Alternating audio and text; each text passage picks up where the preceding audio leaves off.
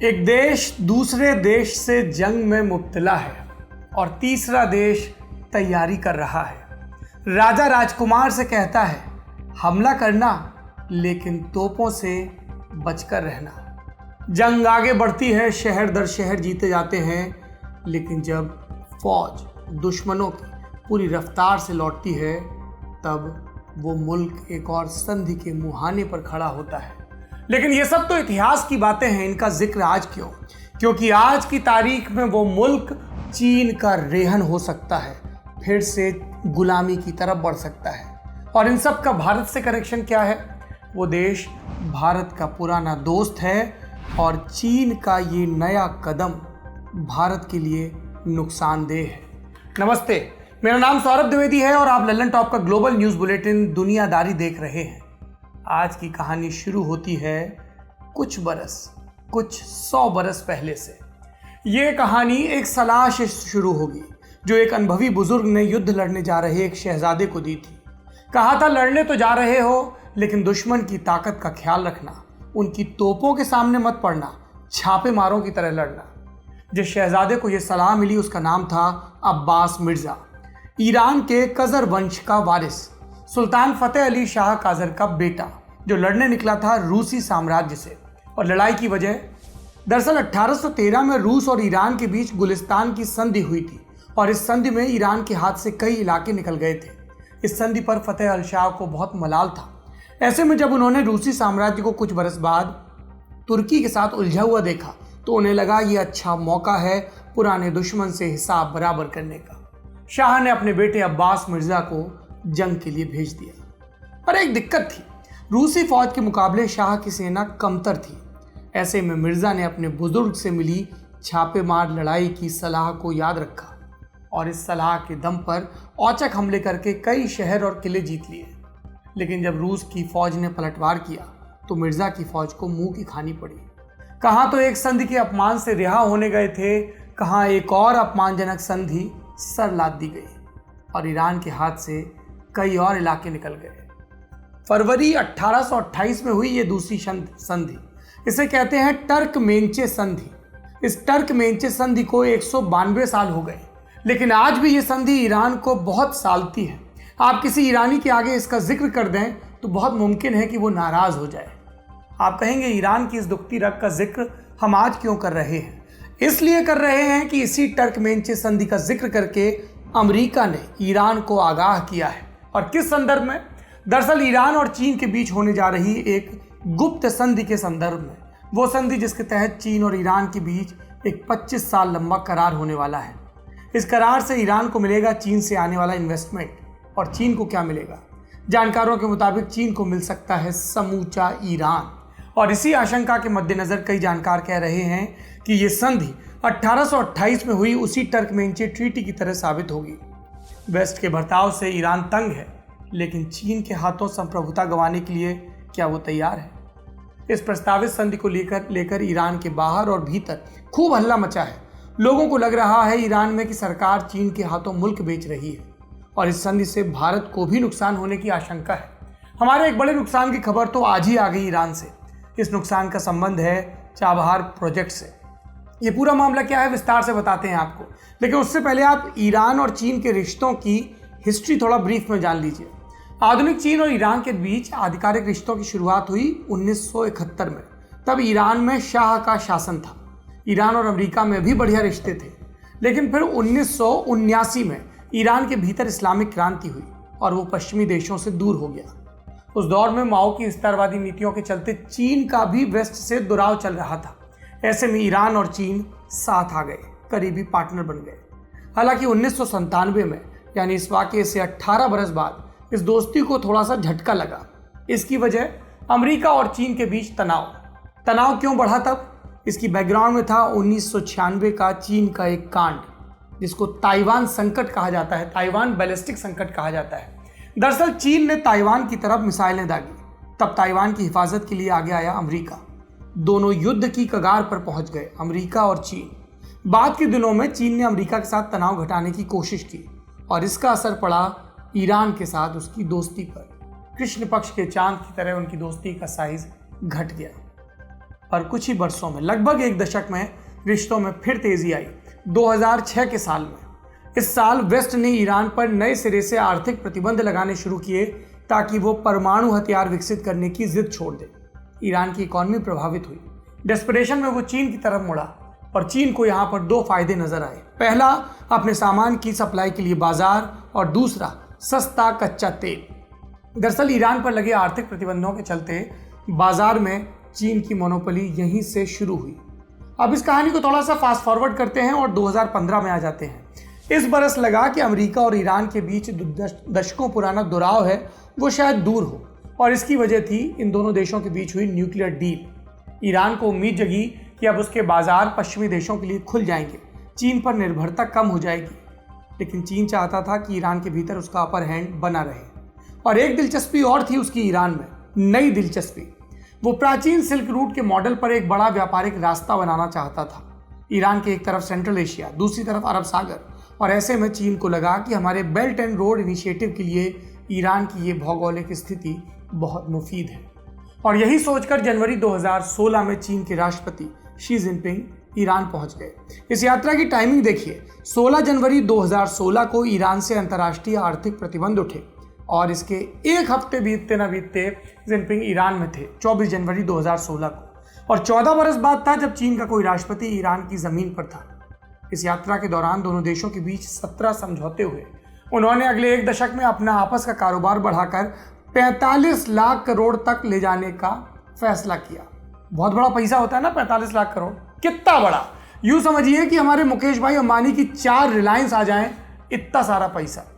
Xi Jinping की यात्रा के दौरान एक और खास बात हुई, और वो बात हुई जिसका जिक्र आज के एपिसोड में पहले भी किया और जिसका जिक्र सीधे हमसे जुड़ता है। इस यात्रा के दौरान शी जिनपिंग ने एक प्रस्ताव रखा ईरान के सामने, आर्थिक और सिक्योरिटी पार्टनरशिप का, जिसके तहत चीन बन जाता ईरान का एक्सक्लूसिव पार्टनर। ईरान ने उस समय इस प्रपोजल को उतनी तवज्जो नहीं दी, लेकिन बाद के वर्षों में दो ऐसी बड़ी चीजें हुई जिससे ईरान को यह प्रस्ताव कबूल करने के लिए मजबूर होना पड़ा या तैयार होना पड़ा। आप अपने हिसाब से चुन ले। क्या थे दो बड़े फैक्टर? पहला फैक्टर, डोनाल्ड ट्रंप। उन्होंने अमेरिका को ईरान के साथ हुई न्यूक्लियर डील से बाहर निकाल लिया, ईरान पर फिर से आर्थिक प्रतिबंध लाद दिए। और जर्मनी और फ्रांस जैसे यूरोपीय देशों ने क्या किया? ट्रंप की आलोचना तो की, लेकिन ऐसा भी नहीं किया कि ईरान के साथ कारोबार बढ़ा लिया हो ताकि उसको राहत मिलती रहे इन अमेरिकी प्रतिबंधों से। और दूसरा फैक्टर, ध्यान से सुनिए, दूसरा फैक्टर है भारत, साउथ कोरिया और जापान जैसे देशों की अनदेखी का फैक्टर। ट्रंप के लगाए सैंक्शंस के आगे ईरान को इन देशों से बहुत उम्मीद थी। उसने सोचा हमारे एशियन पार्टनर हमारी इकॉनमी को बचा लेंगे, लेकिन ये सब देश अमेरिका के भी पार्टनर हैं। उसके दबाव में आकर इन्होंने ईरान से दूरी बना ली। मिसाल के लिए अपने देश की बात करते हैं। भारत और ईरान पुराने दोस्त हैं। भारत की शिया कम्युनिटी के चलते दोनों के बीच पुराने सांस्कृतिक रिश्ते भी हैं, लेकिन अमेरिका से नज़दीकी बढ़ने के कारण भारत ईरान की पार्टनरशिप प्रभावित हो गई। भारत में कच्चे तेल की सप्लाई का तीसरा सबसे बड़ा देश था ईरान। यहाँ से कच्चा तेल खरीदना भारत को सस्ता भी पड़ता था, लेकिन अमेरिकी प्रतिबंधों के चलते मई 2019 में भारत ने ये खरीद बंद कर दी। और नवंबर 2019 में ईरान के विदेश मंत्री जवाद ज़ारिफ का बयान भी आया इस संदर्भ में। क्या कहा उन्होंने? हमने सोचा था हमारा दोस्त भारत अमेरिकी दबाव का विरोध करेगा, लेकिन भारत शायद अमेरिका को नाराज नहीं करना चाहता। ये नरेंद्र मोदी की विदेश नीति का बदलता हुआ रंग है। अमेरिका ने आइसोलेशन थोपा तो ईरान के पास चीन की गोद में जाने के अलावा कोई विकल्प नहीं था, और इसी का नतीजा अब सामने आया। 2016 में चीन ने जो प्रस्ताव रखा था, ईरान ने अब उसको कबूलने का मन बना लिया है। ये वही संधि है, वही गुप्त संधि है, इसका जिक्र हमने एपिसोड की शुरुआत में किया। इसके मसौदे को लेकर अभी फाइनल बातचीत नहीं हुई है, लेकिन ड्राफ्ट पब्लिक में आ गया है। कई मीडिया रप्टों ने संधि से जुड़ी बड़ी बातें सामने रखी हैं। कुछ खास पॉइंट्स आप भी जान लीजिए। पहली बात, जून 2020 में ईरान की कैबिनेट ने समझौते को मंजूरी दे दी। दूसरी बात, इसका फाइनल ड्राफ्ट लगभग तैयार है और मार्च 2021 तक डील पक्की हो सकती है। तीसरी बात, 25 साल के लिए चीन और ईरान में करार होगा और इसके तहत चीन लगभग 30 लाख करोड़ रुपए का इन्वेस्टमेंट करेगा ईरान में। इसके अलावा व्यापारिक और सैन्य पार्टनरशिप भी होगी। बदले में ईरान डिस्काउंटेड रेट पर चीन को कच्चा तेल देगा और ईरान में चीन को इसके बदले मिलेंगे फ्री ट्रेड जोन्स। बैंकिंग, बंदरगाह, रेलवे समेत कई दर्जन सेक्टर्स में निवेश करेगा चीन और दोनों की सेनाएं भी साझा ट्रेनिंग करेंगी। हथियार बनाने और खुफिया जानकारियां शेयर करने में भी दोनों पार्टनर होंगे। पार्टनरशिप की आपने खबर सुन ली, अब सुनिए कि इसमें जो एक पक्ष है ईरान, वहां पर क्या रिएक्शन हुए। हंगामा मचा हुआ है और हंगामे की वजह, पहली वजह बातचीत में ईरान की कमजोर स्थिति के चलते देश को नुकसान होने की आशंका। दूसरी, कोरोना के कारण ईरान में एंटी चाइना सेंटीमेंट बहुत मजबूत है। तीसरी चीज, पाकिस्तान और अफ्रीकी देशों की तरह संप्रभुता गंवाने का खतरा चीन के सामने। और चौथी बात, चीन को बेहद सस्ती दरों पर ईरानी संसाधनों की सप्लाई का विरोध। ईरान की जनता को लग रहा है कि चीन उनकी कमजोर स्थिति का फायदा उठा रहा है। इसके अलावा जनता का सरकार से भरोसा भी घटा है। इस अविश्वास की कई वजहें हैं, जैसे जनवरी 2020 का प्लेन क्रैश। इस हादसे में ईरान के 82 लोग मारे गए। विमान हादसा ईरान द्वारा छोड़ी गई मिसाइल के चलते हुआ, लेकिन वहां की सरकार ने शुरुआत में इस आरोप को झुटलाया, इसे खुद के खिलाफ साजिश बताया, बाद में गलती मानी और माफी भी। इस घटना के बाद ईरान की जनता को लगता है कि पता नहीं हमारी सरकार कब और कितना झूठ बोल रही है। ईरान के पूर्व राष्ट्रपति अहमदीनेजाद ने भी डील पर बरती जा रही गोपनीयता की आलोचना की और कहा कि ईरान की जनता इस तरह की गैर बराबरी वाली डील पर कभी दस्तखत नहीं करेगी, कभी उसे सही नहीं मानेगी। आपने ईरान और चीन का पक्ष सुना, अमेरिका का भी। अब भारत को होने वाले नुकसान पर चर्चा कर लेते हैं। ये नुकसान समझने के लिए आपको नक्शे पर गौर करना होगा। ईरान और चीन के बीच आपको क्या नजर आ रहा है? 3 बड़े देश, भारत, पाकिस्तान और अफगानिस्तान। पाकिस्तान तो आप यूं मानिए कि चीन की कॉलोनी है, उपनिवेश है। उसके कब्जे वाले गिलगित बाल्टिस्तान और बलूचिस्तान से होते हुए चीन को एंट्री मिल गई है अरब सागर में। यहाँ ओमान की खाड़ी के पास चीन ने एक बंदरगाह भी बनाया है, ग्वादर के नाम से। ये ग्वादर पोर्ट बिल्कुल ईरान की सीमा से सटा हुआ है। अब चीन के पास ईरान के बाजार में पहुंचने की सहूलियत है। पहला रास्ता पाकिस्तान वाला लैंड रूट और दूसरा रास्ता प्रशांत महासागर और हिंद महासागर होते हुए समंदर वाला रूट। चीन के इस विस्तार का भारत के पास क्या जवाब है? जवाब है, ईरान भारत की पश्चिमी तटरेखा के रास्ते अरब सागर में बढ़कर हम आसानी से उस देश तक पहुंच सकते हैं। यहाँ ओमान की खाड़ी के ठीक ऊपर है चाबहार। ये पड़ता है ईरान के सिस्तान और बलूचिस्तान प्रांत में, और यहीं पर भारत विकसित कर रहा है एक बंदरगाह। चीन ग्वादर विकसित कर रहा था, हम ईरान में चाबहार विकसित कर रहे थे। इसके रास्ते हमें अफगानिस्तान और सेंट्रल एशिया के देशों में पहुंच के लिए रूट मिल जाता, हमारा कारोबार फैलता। और ये चाबहार पोर्ट ग्वादर से सिर्फ 170 किलोमीटर दूर है, यानी हम चीन से कंपीट कर पाते हैं। लेकिन अमेरिका का प्रेशर और नरेंद्र मोदी की नई पॉलिसी, ईरान के साथ हमारे रिश्ते बिगड़े और उनका असर चाबहार बंदरगाह के विकसित करने पर भी नजर आया। इसका काम धीमा हो गया। ईरान और चीन की प्रस्तावित डील के बीच इस चाबहार प्रोजेक्ट्स को अब एक और झटका लगा। ईरान ने भारत को इस प्रोजेक्ट से, रेल प्रोजेक्ट से बाहर निकाल दिया। आप कहेंगे बंदरगाह प्रोजेक्ट है, रेल प्रोजेक्ट है, अलग अलग है, बाहर निकाल दिया तो क्या दिक्कत है? दरअसल रेल प्रोजेक्ट का समझौता भी 2016 में हुआ था और इसके तहत चाबहार से जाहेदान तक रेलवे लाइन बिछनी थी। ये जाहेदान कहाँ है? ये ईरान और अफगानिस्तान की सीमा के पास बसा है, यानी ये अफगानिस्तान तक हमारी पहुंच का अहम पॉइंट होता। अगर हम इसको समय से विकसित कर लेते, अमेरिका के दबाव में आए बिना, तो ईरान और अफगानिस्तान का बाजार हमारे लिए खुल सकता था। लेकिन अब ईरान ने कहा है कि वो खुद ही ये प्रोजेक्ट पूरा करेगा। इस फैसले के पीछे उसने कई वजहें गिनाई। भारत की तरफ से दिखाई गई देरी को सबसे बड़ी वजह बताया और कहा कि हम अकेला ही इस रेलवे लाइन को बढ़ाकर अफगानिस्तान के जरांज तक ले जाएंगे। ये बातें आपने सुन ली। फिर हमने सोचा विद्वानों से भी पूछ ले, भारत की और ईरान की इस नीति के पीछे क्या है। कौन है ये विद्वान? जेएनयू में इंटरनेशनल रिलेशंस के प्रोफेसर राजन कुमार। यह बहुत ही एक दुर्भाग्यपूर्ण एक तरह का रिपोर्ट है, क्योंकि भारत के लिए चाबहार बहुत ही महत्वपूर्ण है। यह अफगानिस्तान हमारा स्ट्रेटजिक पॉइंट है। अफगानिस्तान में भारत का स्टेक्स बहुत ज़्यादा है। हमारा लगभग 2 बिलियन से ज़्यादा का वहाँ पर इन्वेस्टमेंट है। फिर हम जो अपना नेटवर्क रोड और रेल नेटवर्क सेंट्रल एशिया के माध्यम से रशिया और यूरोप में बनाना चाह रहे थे, नॉर्थ साउथ ट्रांसपोर्ट कॉरिडोर जिसको बोला जाता है, तो वह भी अब कनेक्ट नहीं हो पाएगा इस कारण से, क्योंकि अब चाबहार चाबहार में जो कंस्ट्रक्शन एक्टिविटी चाबहार से जो दूसरे जगहों पे हो सकता था रोड और रेल के माध्यम से, वह नहीं बन पाएगा। और इसी दरमियान सबसे महत्वपूर्ण यह भी है कि चीन वहाँ पे काफ़ी इन्वेस्ट करना शुरू कर दिया है। चीन ने प्रॉमिस किया है कि $400 बिलियन वो अभी ईरान में इन्वेस्ट करेगा अगले 25 साल में। तो इस ढंग से भारत की समस्या वहाँ पे बढ़ती जा रही है। चाबहार के ठीक पैरेलल में आप देखें कि ग्वादर पोर्ट है जिसको कि चीन ने बनाया है, और उस पूरे एरिया को अगर चीन कंट्रोल करता है तो फिर भारत का जो वहाँ पे स्ट्रेटजिक एक इन्फ्लुएंस है वो काफ़ी कम हो जाएगा, और भारत के लिए ये भविष्य में मुश्किलें आ सकती हैं। जाहिर है भारत अमेरिका के करीब आया, लेकिन ये नज़दीकी ईरान जैसे ज़रूरी पार्टनर्स की कीमत पर मिल रही है। इस पर हमें विचार करना चाहिए। ये था दुनियादारी में बड़ी खबर का सेगमेंट। अब बढ़ते हैं सुर्खियों की तरफ। पहली सुर्खी हांगकांग से। सितंबर के महीने में यहाँ स्थानीय प्रशासन से जुड़े चुनाव होने हैं। इसको लेकर पिछले हफ्ते प्राइमरी इलेक्शन हुए। इसे करवाया हांगकांग की लोकतांत्रिक समर्थक पार्टियों ने। इसका मकसद क्या था कि जो प्रो डेमोक्रेसी उम्मीदवार हैं उनको शॉर्टलिस्ट कर दिया जाए, ताकि मुख्य चुनाव में वो आपस में ही लड़ें भिड़े नहीं और लोकतंत्र समर्थकों के वोट न बटें और चीन परस्त गुट को वो हरा सकें। चीन को ये डर है और इसलिए उसने इन प्राइमरीज को गैर कानूनी ठहरा दिया है। दूसरी सुर्खी अमेरिका से है। अमेरिका की सरकार ने कहा है कि वो पूरे साउथ चाइना सी के संसाधनों पर चीन के दावे को गैर कानूनी मानती है।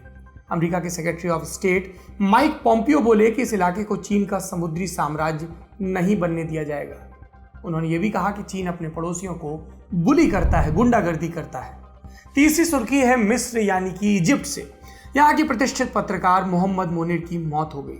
मिस्र की सरकार ने फेक न्यूज़ फैलाने का आरोप लगाकर उन्हें जेल में डाल दिया था। कमिटी टू प्रोटेक्ट जर्नलिस्ट नाम के संगठन का इल्ज़ाम है कि जेल में ही मोनिर को कोरोना हो गया। संक्रमित होने के बाद उन्हें रिहा किया गया, लेकिन जान नहीं बचाई जा सकी। मिस्र की जेलों में बड़े स्तर पर कोरोना फैला है। लोग कह रहे हैं कि इस हालत में बिना आरोप साबित हुए जेल भेजने का मतलब है मौत के मुंह में धकेलना। ये थी सुर्खियां। अब बढ़ते हैं अपने आखिरी सेगमेंट की तरफ, तारीख। आज तारीख है 14 जुलाई और इसका संबंध है एक बड़े कानूनी सुधार से जिसने एक प्रगतिशील और लोकतांत्रिक देश की नींव रखी। आपने चीन का जिक्र सुना, ये टुकड़ा भी चीन से निकला हुआ है। इसका नाम है ताइवान, जिसने आज ही के दिन अपने और चीन के बीच सबसे बड़ा फर्क कायम किया। आज से ठीक 33 बरस पहले यानी 14 जुलाई 1987 के दिन ताइवान ने खत्म किया अपने यहाँ लागू क्रूर मार्शल लॉ। क्या है इस मार्शल लॉ की कहानी? इसकी शुरुआत होती है 1949 में, जब चीन की कम्युनिस्ट पार्टी चीन पर कब्जा कर लेती है। इसे कम्युनिस्ट क्रांति कहा जाता है। और जो चीन के पहले से शासक थे, मुखिया थे, चियांग काई शेक, वो भाग जाते हैं चीन से, ताइवान चले जाते हैं। चीन का एक टुकड़ा समंदर के बीच। इस जगह को नाम दिया जाता है रिपब्लिक ऑफ चाइना। ताइवान का ऑफिशियल नाम रिपब्लिक ऑफ चाइना।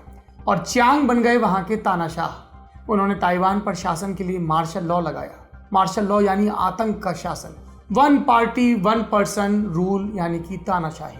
और इस लॉ के सहारे हजारों ताइवानी कत्ल कर दिए गए, हजारों को जेल में डाल दिया गया। जो भी सत्ता की आलोचना करता उसे कम्युनिस्ट, जासूस या देशद्रोही कह दिया जाता।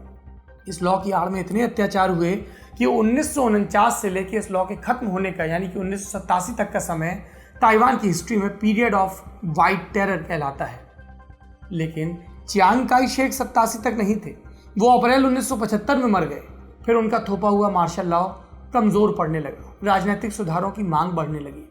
चियांग के बाद सत्ता में आए उनके बेटे चियांग चिंग कुओ। उन्होंने 14 जुलाई 1987 को ताइवान से मार्शल लॉ खत्म किया।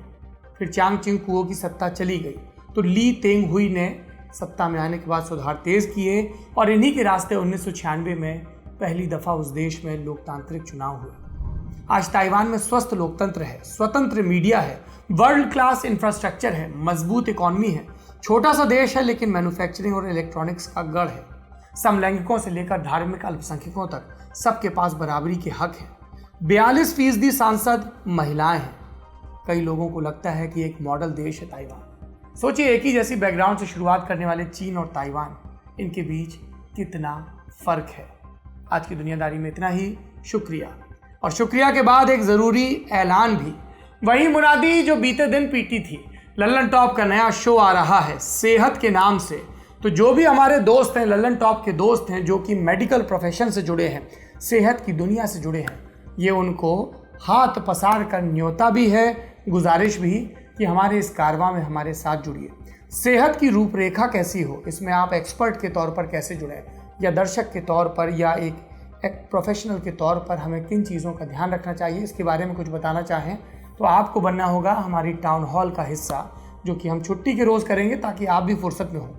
यदि आप इस टाउन हॉल का हिस्सा बनना चाहते हैं तो हमें मेल करिए। हमारा पता है sehat.lallantalk@gmail.com। शुक्रिया।